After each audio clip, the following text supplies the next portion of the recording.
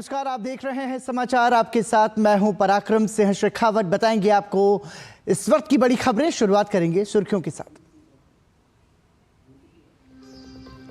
पौष पूर्णिमा के पवित्र स्नान के साथ शुरू हुआ 45 दिन का महाकुंभ। संगम तट पर जीवंत हुआ भारतीय संस्कृति और परंपरा का विहंगम दृश्य। महाशिवरात्रि तक 40 करोड़ से अधिक श्रद्धालु लगाएंगे आस्था की डुबकी।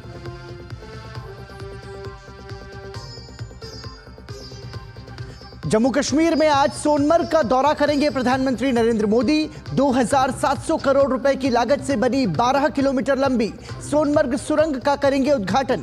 जन समूहों को भी करेंगे संबोधित।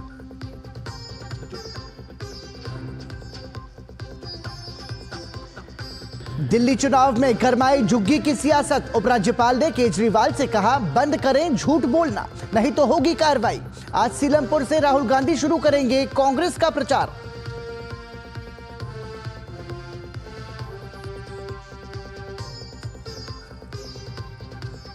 विदेश मंत्री के रूप में पहली बार डॉक्टर जयशंकर की आज से 2 दिवसीय स्पेन यात्रा। स्पेन के नेतृत्व और अपने समकक्ष से करेंगे द्विपक्षीय संबंधों पर बातचीत। और दिल्ली में आज से खो खो वर्ल्ड चैंपियनशिप। भारत नेपाल के बीच खेला जाएगा पहला मैच। 19 जनवरी तक 23 देशों की 39 टीमें लेंगे हिस्सा।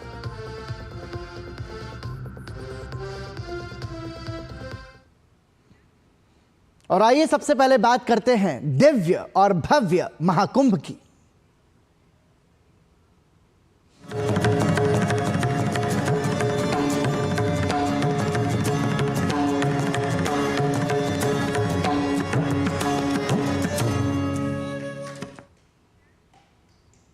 तीर्थराज प्रयागराज में विश्व के सबसे बड़े आध्यात्मिक आयोजन महाकुंभ की शुरुआत आज प्रथम स्नान के साथ हो गई। त्रिवेणी के संगम में सुबह से ही देश विदेश से आए श्रद्धालुओं ने आस्था की डुबकी लगाना शुरू कर दी है। इसके साथ ही आज 1 महीने के कल्पवास की शुरुआत भी होने जा रही है। एक तरफ जहां लाखों श्रद्धालु पवित्र संगम में डुबकी लगाएंगे, तो वहीं बड़ी संख्या में लोग संगम किनारे कल्पवास की प्राचीन परंपरा का भी पालन करेंगे। भारतीय संस्कृति, अध्यात्म और आस्था का प्रतीक ये मेला हर 12 वर्ष पर आयोजित होता है। महाकुंभ भारत की पौराणिक परंपराओं और आध्यात्मिक विरासत का उत्सव है। आज प्रथम स्नान को लेकर भी लोगों में जोश और उत्साह देखा जा रहा है। यहां आए श्रद्धालु चाहे वो जिस भी किसी आयु वर्ग के हों, उनके अंदर पावन महाकुंभ में स्नान करके पुण्य लाभ के भागी बनने की इच्छा स्पष्ट नजर आ रही है।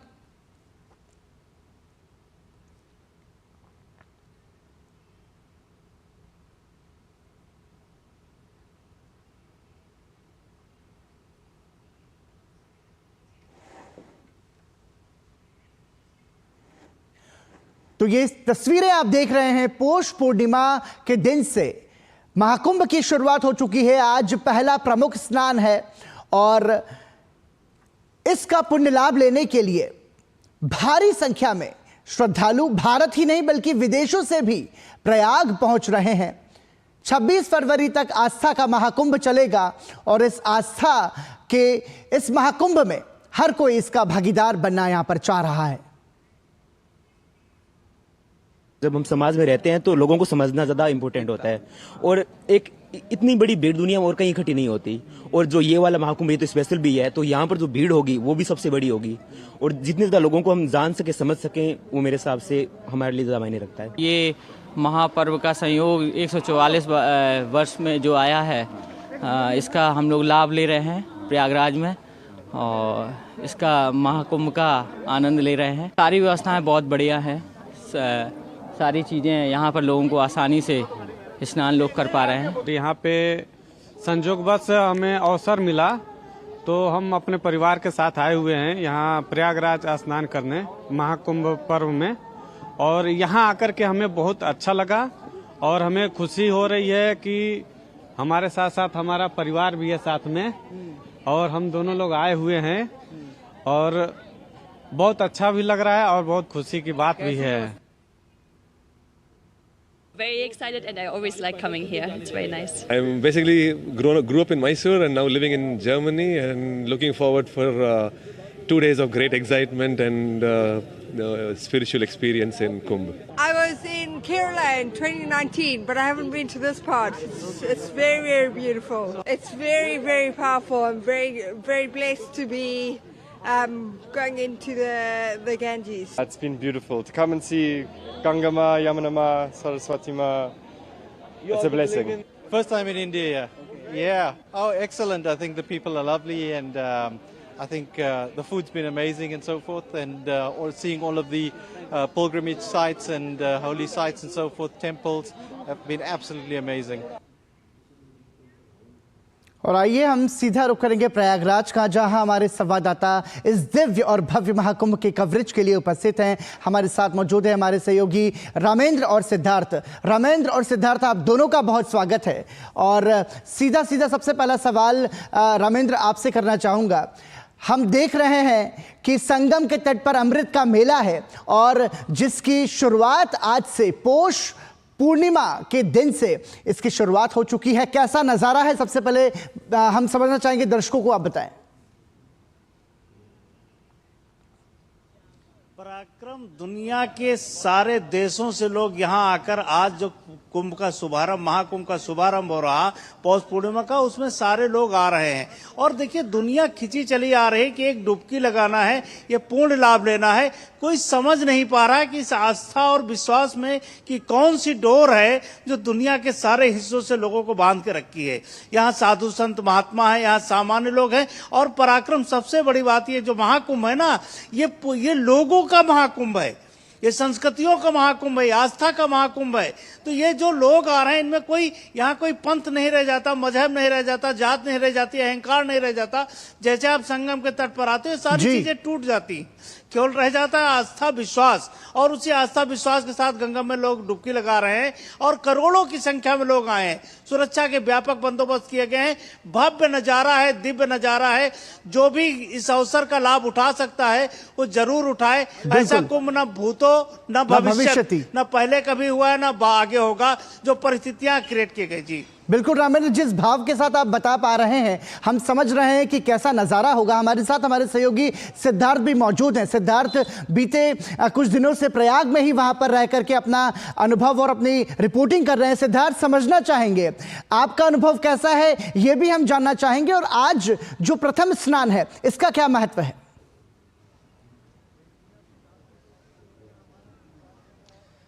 सबसे पहले तो पराक्रम, आपको बहुत बहुत नमस्कार प्रयागराज की पावन धरती से। और दिव्य भव्य डिजिटल, यह एकता का महाकुंभ है।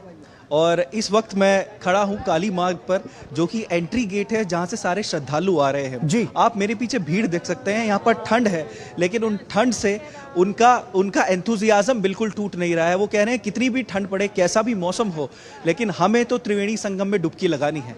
तो इस तरीके का कुछ एंथुजियाज्म यहाँ देखने को मिला। मैं यहाँ कुछ दिनों से जरूर हूँ, और यहाँ पर लोगों की का जो एंथुजियाज्म है, जो लोगों का विश्वास है, जो लोगों की आस्था है, उसका कोई कंपैरिजन नहीं है। और ये एक भव्य, दुनिया की सबसे बड़ी, धरती पर सबसे बड़ी जो है रिलीजियस गैदरिंग इसको माना जाता है। 45 से 50 करोड़ लोग यहाँ आ रहे हैं। और आप देख सकते हैं कि सुबह से ये लोग जो आ रहे हैं, ऐसा नहीं है कि बैरिकेड के उस पार से आ रहे हैं। 20-20, 25-25 किलोमीटर से पैदल चलकर, वृद्ध लोग भी हैं, बच्चे भी हैं, युवा भी हैं। लेकिन आप देखिए कि त्रिवेणी संगम में ये डुबकी लगाएंगे तो क्या ही पीछे जो तस्वीरें देख पा रहे हैं सिद्धार्थ, उससे ऐसा हमको लग रहा है कि बिल्कुल आस्था का एक जन सैलाब उमड़ रहा है वहां पर। हम चाहेंगे आप अपने कैमरा सहयोगी से कहकर वो पूरा नजारा एक बार हमें दिखाएं और दर्शकों को भी दिखाएं। बिल्कुल मैं अपने कैमरा पर्सन से रिक्वेस्ट करूंगा, देखिए किस तरीके से यहाँ पर लोग आ रहे हैं। देखिए उनका एंथुजियाज्म बिल्कुल नहीं टूट रहा। अपने सिरों पर वो सामान रख के आ रहे हैं। और जैसे कि मैं आपको पराक्रम बता रहा था कि ऐसा नहीं है कि 20-20, 25-25 किलोमीटर से ये लोग आ रहे हैं। ऐसा नहीं है कि बैरिकेडिंग के उस पार से आ रहे हैं। आप अगर ये गेट देख रहे हैं जहां लिखा है प्रयागराज महाकुंभ 2025, इसके बिल्कुल उधर की साइड बैरिकेडिंग है। लेकिन ये लोग 20-20, 25-25 किलोमीटर से पैदल आ रहे हैं, क्योंकि वहां से बसें रोक दी जा रही हैं, रेलवे स्टेशन से आ रहे हैं। आप देखिए आस्था, क्योंकि हमें महत्व समझना चाहिए इस कुंभ का, क्योंकि यह महाकुंभ है जो 12 साल बाद आता है। और भी पूर्ण महाकुंभ जो 144 साल बाद आया है। तो जैसा कि मैं बता रहा था आपको, मेरे सहयोगी रामेंद्र भी बोल रहे थे कि सुरक्षा के इंतजाम बिल्कुल कड़े हैं। और जैसा कि मैंने आपको शुरुआत में बोला था पराक्रम के दिव्य, भव्य और डिजिटल, तो फोकस यहां पर इस ग्रैंड महोत्सव को डिजिटल बनाने का है। हर जगह जगह जगह पे QR कोड लगे हुए हैं ताकि लोगों को सहायता मिले। बस उनको अपने फोन से स्कैन करना है, वो देख सकते हैं खाने की जगह कहां है, उनको फोन से स्कैन करना है, वो देख सकते हैं रहने की जगह कहां है, उनको स्कैन करना है अगर कोई कंप्लेन दर्ज करानी है तो। 1.5 लाख पराक्रम यूरिनर और टॉयलेट बने हैं लोगों की सुविधाओं के लिए। यहां वाटर ATM भी बने हैं जिसमें मात्र 1 रुपए का सिक्का अगर आप डालोगे तो आपको 1 लीटर शुद्ध RO का पानी मिलेगा, जो बाजार में 20 रुपए का मिलता है। तो आप देख सकते हैं किस तरीके से सरकार अपने एफर्ट्स लगा रही है ताकि सब कुछ बहुत एफर्टलेस हो और लोगों के लिए ये जो इतनी ह्यूज गैदरिंग है, जो इतनी भव्य गैदरिंग है, ये पीसफुल हो, सेफ हो, सिक्योर हो। तो आप अंदाजा लगा सकते हैं। और AI इंटीग्रेटेड कैमरास भी हैं यहां पर पराक्रम। 1668 करीबन कैमरा लगे हैं ताकि हर कोने कोने में नजर हो। एक बहुत बड़ा मॉनिटरिंग रूम भी है, मैंने उस पर एक स्टोरी भी करी थी। उसमें बहुत बड़े बड़े टेलीविजन स्क्रीन लगे हुए हैं और पुलिस पर्सनल जो है वहां 24 घंटे मॉनिटरिंग करते रहते हैं कि एक भी कोना ना छूट जाए। AI इंटीग्रेटेड उसमें है ताकि कोई भी सस्पिशियस आदमी अगर यहां आता है, उसका पहले कुछ पास्ट में खराब रिकॉर्ड है, वो AI इंटीग्रेटेड कैमरा उसको रिकॉर्ड करेगा और उनको पूरी तरीके से जानकारी देगा ताकि वो उस पर एक्शन ले पाए। एक चीज और मैं आपको बताना चाहूंगा पराक्रम, आज से ट्रैवल रिस्ट्रिक्शंस बहुत ज्यादा इंपोज हो गए। आप देख सकते हैं कोई भी गाड़ियां नहीं आ रही हैं। वैलिड पास अगर होगा गाड़ियों पे या फिर लोगों के पास कुछ इस तरीके का पास तो ही उनको अंदर आने दिया जाएगा, अदरवाइज उनकी एंट्री बिल्कुल बैन है। बहुत इमरजेंसी की जो गाड़ियां हैं जैसे एम्बुलेंस हो गई, वो ही आने के लिए अलाउड है और जो ऑफिशियल्स हैं कुछ उनकी गाड़ियां अलाउड है, बाकी और कुछ गाड़ियां यहां पर अलाउड नहीं है। और एक और चीज है पराक्रम, जो नई चीज आई है वो मैं थोड़ा सा समय लेकर आपको बताना चाहूंगा कि अंडर वाटर ड्रोन की यहां पर फैसिलिटी जो है वो इस बार आई है। अंडर वाटर ड्रोन पानी के 100 मीटर तक जाकर रियल टाइम इमेज दिखा सकता है। तो पानी के अंदर भी अगर कुछ सस्पिशियस एक्टिविटी हो रही है तो वो भी रियल टाइम में दिखेगी। साथ में 7 वाटर एम्बुलेंस भी है नाव के रूप में। तो अगर वाटर एम्बुलेंस आती हैं, अगर कुछ भी पानी के अंदर इमरजेंसी की रिक्वायर पड़ती है तो तुरंत जाकर वाटर एम्बुलेंस जो है वो उनको जाकर राहत पहुंचाएगी। तो इस तरीके के पुख्ता इंतजाम यहां सिक्योरिटी के पर्पस से किए गए हैं। डिजिटल टेक्नोलॉजी बहुत ज्यादा इंकॉर्पोरेट की है क्योंकि आजकल बहुत सारे लोगों के हाथ में, इनफैक्ट सभी के हाथ में मोबाइल फोन होते हैं, उनमें एप्लीकेशन होती है, आप स्कैन करिए और आपका काम हो जाएगा। तो ये जो कुंभ है ये दिव्य भी है, ये भव्य भी है, ये डिजिटल भी है और ये एकता का महाकुंभ है, जैसा कि मैंने पहले कहा था पराक्रम। सिद्धार्थ, इसके साथ साथ हम ये देख रहे हैं कि देखिए 45 दिन का ये पूरा कुंभ है और इसमें लगभग 40 करोड़ भारतीयों के आने की बात कही जा रही है। ऐसे में हम ये देख रहे हैं कि स्वच्छता का भी विशेष ध्यान रखा जा रहा है। अगर मैं गलत नहीं हूं तो हमने ये देखा है कि जो पूरा कुंभ का क्षेत्र है वहां पर प्लास्टिक मुक्त उसे रखने की बात कही गई है। स्वच्छता को लेकर के किस तरीके का बदलाव आप वहां पर देख पा रहे हैं? देखिए पराक्रम, सबसे पहले मैं आपको ये बताना चाहूँगा कि भारत के प्रधानमंत्री माननीय श्री नरेंद्र मोदी जी स्वच्छता पर बहुत फोकस करते हैं और उसी के साथ साथ महाकुंभ 2025 में भी स्वच्छता पर विशेष ध्यान दिया गया है। आप देख सकते हैं, मैं आपको अगर सड़क दिखाऊं, देखिए साफ सुथरी सड़क है, लोग जिस पर चल रहे हैं सिर्फ घाट पर नहीं, पूरे के पूरे प्रेमिसेस में महाकुंभ मेला 2025 प्रेमिसेस जो भी है, सफाई का बहुत ध्यान दिया जा रहा है। जगह जगह पे कूड़ेदान रखे गए हैं। लोग भी, सबसे अच्छी बात है, उसका पालन कर रहे हैं। अवेयरनेस देखिए कितनी बढ़ रही है। बिल्कुल, तो हमारे सहयोगी सिद्धार्थ सीधे तौर पर हमें बता रहे थे कि कैसा नज़ारा है कुंभ का। हमारे साथ हमारे सहयोगी रामेंद्र भी मौजूद हैं। रामेंद्र, देखिए आज से कल्पवास भी प्रारंभ हो चुका है। भारत की सनातन संस्कृति का बहुत सुंदर स्वरूप हम देख रहे हैं और हमारे जरिए पूरी दुनिया भी भारत के इस महाकुंभ की महिमा को देख रही है। कल्पवास के महत्व, और चूंकि आज प्रथम स्नान, प्रमुख प्रथम स्नान है, हम चाहेंगे कि इसे आप कैसे देख रहे हैं? देखिए कल्पवास हमारी परंपरा का हिस्सा है और जो परंपराएं हैं इसी ने हमारे सनातन धर्म को बचाया है। कितने आक्रांता आए चले गए, कितने लोग आए चले गए, लेकिन सनातन संस्कृति अक्षुण्ण रही, उसका कुछ नहीं कर पाए। तो ये जो परंपराएं हैं, जिस तरीके से कुंभ में लोग आ रहे हैं, 1 महीने तक कल्पवास करेंगे, बूढ़े लोग हैं यहीं खाना बनाएंगे माँ गंगा के पानी से, यहीं भोजन करेंगे, यहीं सोएंगे। जिस सर्दी में लोग घरों में हीटर और ब्लोअर के सामने बैठे हैं, उसमें लोग कल्पवास कर रहे हैं। आप इस आस्था को देखिए, इसको प्रणाम करिए कि माँ गंगा के आसपास आकर के किस तरह रहते हैं 1 महीने तक। तो कल्पवास का भी शुभारंभ है, आज कुंभ का, महाकुंभ का भी शुभारंभ है। पूरी दुनिया के लोग खिंचे चले आ रहे हैं। देखिए यहाँ कला साहित्य का पूरा समागम है, पूरी संस्कृतियों का समागम है। आप देखिए तमाम संस्कृतियां आकर यहाँ जुड़ती हैं। यहाँ गंगा यमुना सरस्वती का संगम नहीं होता है, यहाँ संस्कृतियों का संगम होता है। लगभग 15 लाख विदेशी लोगों के आने की व्यवस्था भी सरकार ने कर रखी कि अगर विदेशी लोग आए तो उनको कहाँ आसपास तो उनको घूमने की जगह देना, उनको काशी ले जाना, उनको मथुरा ले जाना है, उनको अयोध्या ले जाना है, जहाँ जा सकते हैं। देखिए ये आध्यात्मिक टूरिज्म का बड़ा सेंटर है उत्तर प्रदेश। जो भी आना चाहता है, आज जो कुंभ में आ रहा उसका आध्यात्म जुड़ाव निश्चित रूप से है, तो वहां जाने की स्पेशल व्यवस्था की गई है। 10 सिटी डोम सिटी बनाए गए उनके रुकने के लिए। तो जो दुनिया से लोग आ रहे हैं, जो देश से लोग आ रहे हैं, दोनों की व्यवस्था इस कुंभ में, महाकुंभ में की गई है। और आज से कल्पवास का शुभारंभ है। ये पावन अवसर है, 144 वर्ष बाद आ रहा है। कई सनातन धर्म की पीढ़ियां इसको पाने के लिए विलुप्त हो गई, चली गई, वो आज जीवित नहीं है। तो आज ये अवसर है उन सनातन धर्मियों के लिए कि 144 वर्ष बाद इस महाकुंभ का दर्शन कर रहे हैं, पूर्ण लाभ प्राप्त कर रहे हैं। आज महाकुंभ का शुभारंभ हो रहा है। ये बड़ा पावन अवसर है प्रयाग तट पर। जिसको भी अवसर है वो जरूर आए पराक्रम। रामेंद्र, इसके साथ साथ हम देख रहे हैं कि तमाम सारे साधु संत जो वहां पर डेरा डाले हुए हैं, उनको उनका सत्संग करने के लिए, उनका आशीर्वाद देने के लिए भी बड़ी संख्या में लोग वहां पर लालायित हैं। कैसा अनुभव रहा है आपका व्यक्तिगत रूप से? यदि मैं बात करूं, जो तमाम सारे संत वहां पर मौजूद हैं, उसकी कैसी अनुभूति है? पराक्रम इतना अलौकिक है, इतना अद्भुत है। और दूसरी बात यह है कि जो ये संगम है, ये विचारों का भी संगम है। तमाम विचार यहाँ देखिए, सब पहले कुंभ होता था तो कुंभ से कई विचार प्रतिपादित होते थे, जो तत्कालिक आवश्यकताएं सनातन धर्म होती थी वो प्रतिपादित होते थे और उसको लागू किया जाता था।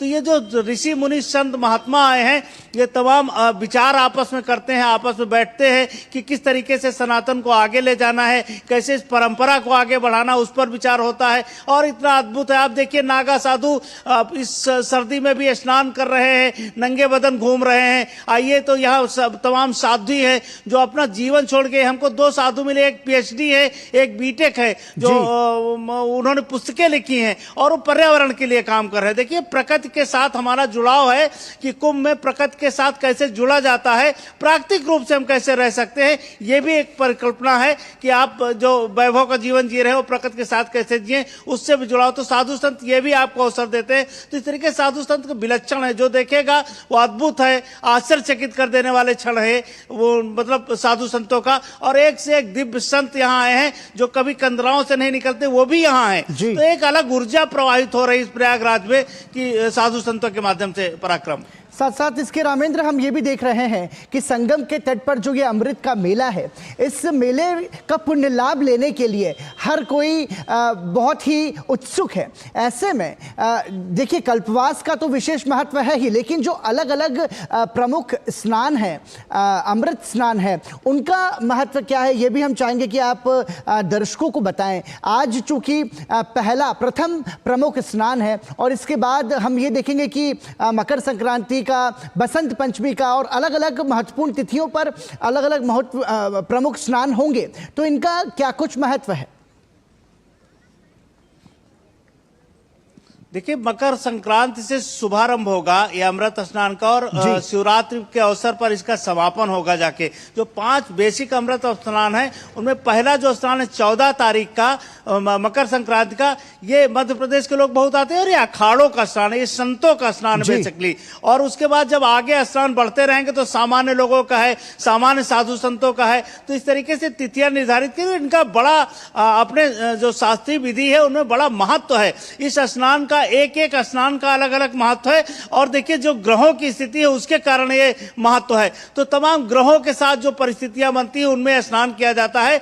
इसका शास्त्रीय रूप से बहुत महत्व है, इसीलिए लोग खींचे चले आ रहे हैं। कल जो अखाड़े हैं, जो महंत हैं, साधु संत हैं, वो दिव्यता के साथ मां गंगा में स्नान करेंगे, त्रिवेणी के संगम तट पर स्नान करेंगे। और वो पहले दिन जो ये 14 जनवरी का है, इसमें ज्यादातर सामान्य आदमी नहीं है, साधु संत ही स्नान करते हैं। ये तिथि इनके लिए ही निश्चित है। तो कल का स्नान भी बहुत दिव्य होगा, बहुत भव्य होगा, जहां नागा साधु को गंगा में स्नान करेंगे, बड़े बड़े संत महात्मा स्नान करेंगे, तो वो दिव्यता भी कल आपको दिखेगी पराक्रम। इसके साथ साथ रामेंद्र, आप अभी जिस जगह पर मौजूद हैं, हम चाहेंगे कि वो अपने कैमरे के जरिए वो नज़ारा थोड़ा हमारे दर्शकों को दिखाएं और ये बताएं कि कैसी छटा बिखरी है आज प्रयागराज में। मैं प्रयास करूंगा, कोहरे की चादर में पूरी मां गंगा सिमटी हुई है, लेकिन मैं सड़क के कुछ नजारे आपको दिखाता हूं कि कहां तक बैक कैमरा मैन से कहेंगे कि पीछे बैक करें। जिस तरह आपको सर ही सर दिखाई पड़ेंगे, लोग गंगा स्नान करके वापस आ रहे हैं और ये पूरी सड़क यहां से भरी है। यहां से जितने भी बाईं तरफ रास्ते जाते हैं वो सब मां गंगा और त्रिवेणी के लिए जाते हैं। कुछ नावें चल रही हैं, अगर कैमरामैन दिखा पाए, ये बगल से हमारे मां गंगा बह रही है, त्रिवेणी की धारा बह रही है। शायद ही आपको कैमरे में दिख पाए कि अभी कोहरा है, लेकिन ये पूरी धाराएं आप देख सकते हैं। तो ये पूरा गंगा का तट है जहां हम खड़े हैं और ये लाखों की संख्या में श्रद्धालु आ रहे हैं। मैडम, स्नान करके आ रही है आप? इधर मुकर के बात कर ले। हाँ जी, इधर आइए, इधर आइए। बिल्कुल, ये सारे लोग देखिए ये युवा हैं और सबसे बड़ी बात है कि युवा महिलाएं सभी यहाँ स्नान करने आ रहे हैं। ऐसा नहीं कि केवल वृद्धजनों का ही केवल यहाँ आना होता है कि जो तो बहुत बड़ी संख्या में लोग हैं। पूरी सड़क भरी हुई है और माँ गंगा उनका इस्तकबाल कर रही है, उनको आने का अवसर दे रही है, उनको आचमन करने का अवसर दे रही है। तो ये बड़ा भव्य और दिव्य कुंभ है।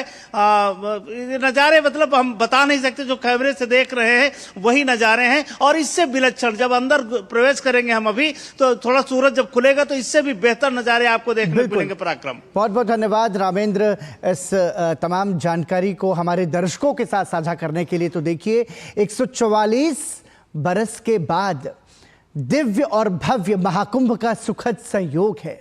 हम उम्मीद करते हैं कि जो दर्शक इस वक्त हमें देख रहे हैं वो भी इस अवसर का पुण्य लाभ जरूर लेंगे। बहरहाल अब रुक करेंगे कुछ और बड़ी खबरों का। प्रधानमंत्री नरेंद्र मोदी आज जम्मू कश्मीर के सोनमर्ग टनल का उद्घाटन करेंगे। इस मौके पर प्रधानमंत्री एक जनसभा को संबोधित करेंगे और टनल के निर्माण में शामिल श्रमिकों से मुलाकात भी करेंगे। सोनमर्ग सुरंग लेह के रास्ते में श्रीनगर और सोनमर्ग के बीच हर मौसम में संपर्क प्रदान करेगी, जो अभी सर्दियों के मौसम में अवरुद्ध हो जाते हैं। सोनमर्ग की बर्फीली घाटी में विकास, प्रधानमंत्री करेंगे सोनमर्ग टनल का उद्घाटन, जम्मू कश्मीर वासियों में खुशी की लहर। प्रधानमंत्री सोनमर्ग में जेड मोड़ सुरंग का उद्घाटन करेंगे। इस अवसर पर वो उपस्थित जनसमूह को संबोधित भी करेंगे। लगभग 12 किलोमीटर लंबी सोनमर्ग सुरंग परियोजना का निर्माण 2700 करोड़ रुपए से अधिक की लागत से किया गया है। इसमें सोनमर्ग मुख्य सुरंग, एक निकास सुरंग और पहुंच मार्ग शामिल हैं। समुद्र तल से 8650 फीट की ऊंचाई पर स्थित ये भूस्खलन और हिमस्खलन मार्गों को दरकिनार करते हुए लेह जाने के रास्ते में श्रीनगर और सोनमर्ग के बीच प्रत्येक मौसम में संपर्क बढ़ाएगी और रणनीतिक रूप से महत्वपूर्ण लद्दाख क्षेत्र में सुरक्षित और निर्बाध पहुंच सुनिश्चित करेगी। ये सोनमर्ग को साल भर घूमने लायक जगह में बदलकर पर्यटन, साहसिक खेल और स्थानीय आजीविका को भी बढ़ावा देगी। अब ये टनल खुलने के बाद ये समस्या नहीं रहेगी और 365 दिन आपके पास ये सड़क उपलब्ध होगी कि सोनमर्ग से लेके कश्मीर गंदरबल तक अगर पब्लिक जाना चाहे, लोग जाना चाहें, तो उनके लिए रास्ता खुला रहेगा। सारे ही जम्मू एंड कश्मीर में ऐसे कई प्रोजेक्ट्स में काम चल रहा है। प्रधानमंत्री टनल के निर्माण में शामिल श्रमिकों से भी मुलाकात करेंगे। ठिठुरती ठंड में प्रधानमंत्री के कश्मीर दौरे और सोनमर्ग टनल के उद्घाटन को लेकर स्थानीय लोगों में जबरदस्त उत्साह है। नवंबर में यहाँ पे बंद होता था, सीजन ऑफ होता था, उसके बाद जाके हमें यहाँ पे मार्च अप्रैल में वापस आना पड़ता था, यानी कि 6 महीने यहाँ पे बंद रहता था। उसकी वजह से यहाँ के जो बिजनेस ओनर्स है उनको बहुत ज़्यादा नुकसान उठाना पड़ता था। हम मोदी जी का भी धन्यवाद करते हैं, जैसे कि इन लोगों ने यहाँ पे कश्मीर में भी वैसे बहुत डेवलपमेंट हो रही है और अभी यहाँ पे हमारे सोनमर्ग में भी बहुत ज्यादा डेवलपमेंट हो रही है। जो सोनमर्ग ने ये विंटर में बंद रहते थे, अब जब टनल खुल जाए कल से बहुत भीड़ रहेंगी यहाँ। सोनमर्ग टनल एक बड़े प्रोजेक्ट का हिस्सा है जिसमें सोजिला टनल भी शामिल है। सोजिला टनल 2028 तक पूरी होने की उम्मीद है। दोनों टनल चालू होने के बाद श्रीनगर घाटी और लद्दाख के बीच NH1 पर निर्बाध कनेक्टिविटी सुनिश्चित होगी। बढ़ी हुई कनेक्टिविटी से रक्षा रसद बढ़ेगी। जम्मू और कश्मीर और लद्दाख में आर्थिक विकास और सामाजिक सांस्कृतिक एकीकरण को बढ़ावा मिलेगा। इसकी शुरुआत के बाद यहाँ एक तो टूरिज्म का सेक्टर बनेगा और दूसरी तरफ जम्मू और कश्मीर में ऐसे कई सारे प्रोजेक्ट्स पे फिलहाल काम चल रहा है। कैमरा पर्सन ललित के साथ निशांत राय, DD न्यूज, गांधरबल। फसल की कटाई और नई फसल के स्वागत का त्योहार लोहड़ी उत्तर भारत में हर्षोल्लास के साथ मनाया जाता है। ये सर्दियों के अंत और रात की अपेक्षा बड़े दिन की शुरुआत का प्रतीक है। पंजाब की सांस्कृतिक विरासत को प्रदर्शित करते इस त्योहार की खासियतों पर आइए डालते हैं एक नज़र और इसी के साथ आपको छोड़े जाते हैं इस रिपोर्ट के साथ। आप सभी को लोहड़ी पर्व की भी हार्दिक शुभकामनाएं। मुझे दीजिए इजाजत, नमस्कार।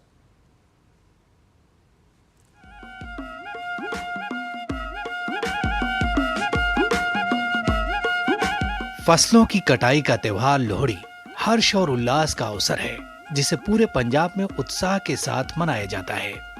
जब सर्दियों की हवाओं में खेतों में गेहूं की सुनहरी फसल लहराती है तो अलाव, लोक संगीत और लोक नृत्य के साथ खुद ब खुद त्योहार की भावना जीवंत हो जाती है। जब पारंपरिक पोशाकें पहने पुरुष और महिलाएं निकलते हैं तो पंजाब की गलियां खुशनुमा रंगों से रंगीन हो जाती हैं और उत्सव का उत्साह और भी बढ़ जाता है। पुरुषों को रंगीन पगड़ियों के साथ चमकीले कुर्ते में देखा जा सकता है, जबकि खूबसूरत कढ़ाई वाले कुर्ते और फुलकारी दुपट्टे में सजी महिलाएं लोहड़ी की शोभा को और बढ़ाती हैं। जैसे ही ढोल की थाप गांवों और कस्बों में गूंजती है, वातावरण ऊर्जामय हो जाता है।